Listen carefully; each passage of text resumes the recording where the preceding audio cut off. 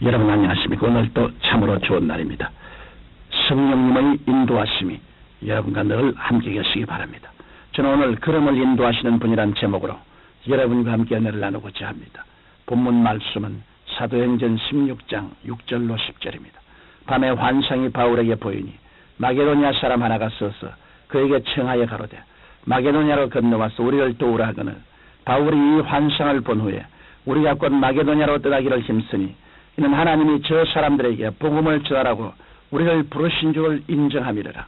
하나님은 어떤 분이십니까? 구말리 장천에 계시면서 인간의 선악을 심판하시고 상범만을 내리시는 분이실까요? 하나님 우리 삶 속에도 성령으로 친히 들어와 계셔서 하나님이 원하시는 방향으로 우리의 발걸음을 인도하시는 분이십니다. 성경 잠언 16장 9절에 사람이 마음으로 자기의 길을 계획할지라도 그 걸음을 인도하시는 자는 야훼신이라고 말씀하셨습니다. 이러므로 우리가 아무리 철저하게 계획을 세운다 해도 하나님의 뜻이 아니면 하나님께서 전혀 딴 방향으로 걸어가시는 것입니다. 그래서 우리 그리스도인들은 언제나 하나님의 뜻을 분별하며 나가야 합니다. 자기 마음대로 계획하고 믿습니다 하며 나가봐야 넘어지고 실패할 수밖에 없습니다.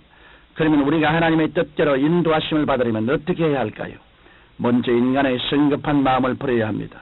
바울은 아시아에 가서 복음을 전하고자 했으나 성령께서 이를 막으셨습니다. 그래서 다시 부르기아와 갈라디아를 거쳐 무시아 이른 뒤에 비두니아로 가고자 했었으나 이도 역시 성령께서 막으셨습니다. 이와 같이 우리의 생각과 계획이 하나님께서 예비하신 계획과 다를 때가 많습니다. 이럴 때 전능하신 하나님의 뜻을 따르지 않고 자기의 계획과 방법만을 고집하는 사람은 죽을 고생을 해도 헛수고만 하고 마는 것입니다. 그러므로 우리는 성급한 마음을 가지고 인간적인 열심으로만 뛰지 말고 한 걸음 한 걸음씩 성령님을 의지하고 나가야 합니다. 오늘 본문에 보면 사도 바울도 처음에는 자기 생각대로 선교지를 정하고 인간적인 열심만으로 떠나려고 했습니다. 그러나 성령께서 허락지 않으심으로 몇 번의 실패를 거듭한 후에야 하나님의 뜻을 분별하고 온전히 순종하게 되었습니다. 성경은 에베소서 5장 17절에 그러므로 어리석은 자가 되지 말고 오직 주의 뜻이 무엇인가 이해하라고 말씀하셨습니다. 하나님의 생각과 우리의 생각은 다르며 하나님의 길과 우리의 길은 다릅니다. 그러므로 우리는 주님 안에서 늘 기도함으로 성령의 인도하심을 따라 살아가야 합니다. 여러분이 성령께서 인도하시는 대로 생활하고 주의 일에 힘쓸 때 하나님께서는 여러분의 금세의 삶과 내세의 삶을 모두 책임져 주시는 것입니다. 하나님의 뜻을 쫓아 순종하는 사람은 하나님 앞에서 깨어진 사람입니다. 바울은 자기 계획대로 아시아와 비두니아로 가려다가 실패하자 결국 드로아로 내려갔습니다. 그곳에서 바울은 어두운 밤을 맞이했는데 이것은 그의 인생의 캄캄한 밤이기도 했습니다.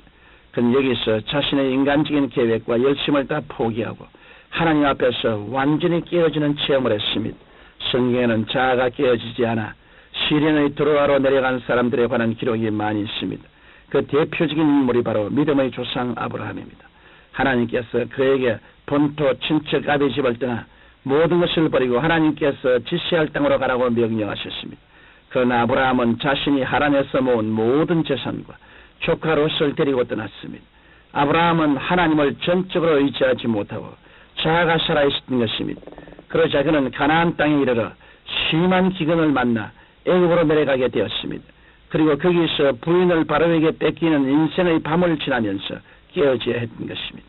이스라엘 민족을 지도했던 모세도 마찬가지였습니다.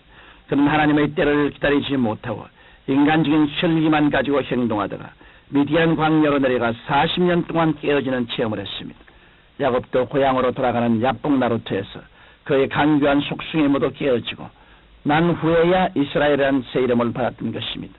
또한 예수님의 제자들도 예수님께서 십자가에 돌아가신 후 부활 승천하시고 약속의 성령을 받기 전까지 깊은 절망의 밤을 보내야 했습니다. 이렇게 깨어지지 않은 사람은 하나님께서 쓰실 수 없습니다. 따라서 하나님은 쓰시기 전에 반드시 우리의 자아를 먼저 깨뜨리십니다. 이렇게 인생의 밤을 맞을 때 깨어지는 사람만이 성령의 위대한 역사를 체험하게 되는 것입니다. 나아가 하나님의 인도하심을 받으려면 성령께서 주시는 꿈을 꾸어야 합니다.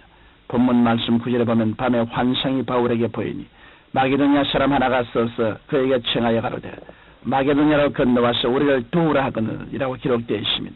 바울은 이 환상을 통해 성령님의 뜻을 깨닫고 곧바로 마게도냐로 떠났던 것입니다. 오늘날 또 성령께서는 우리의 깨어진 마음에 꿈과 환상을 통해 위대한 신앙을 재건시켜 주십니다.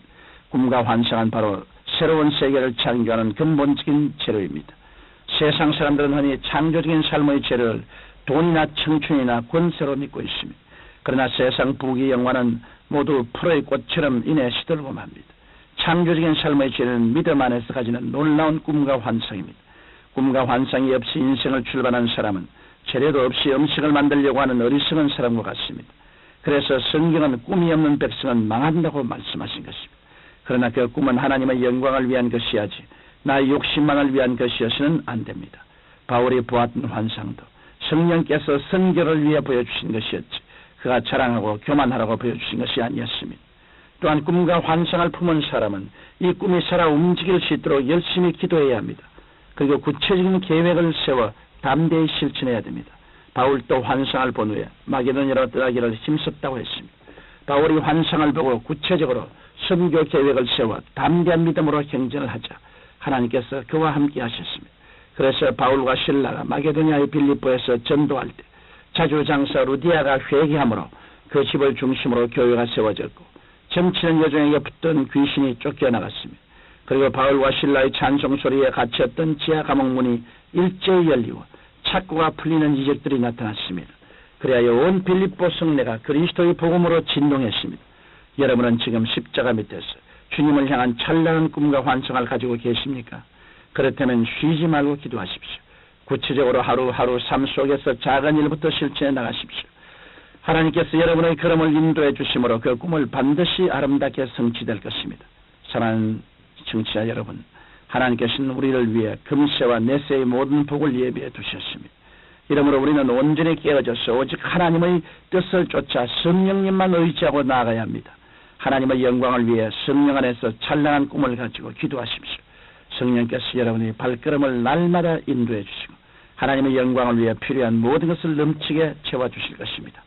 걸어와신 아버지 하나님, 우리의 마음속에 확실한 꿈과 환상을 가지고 거기에 심취하며 꿈과 환상에 잡혀서 열심으로 목표를 향해 뛰는 우리들이 되게 도와주시옵소서. 우리 마음속에 간직한 꿈과 환상이 다 이루어지게 하옵소서. 예수님 이름으로 기도드립니다.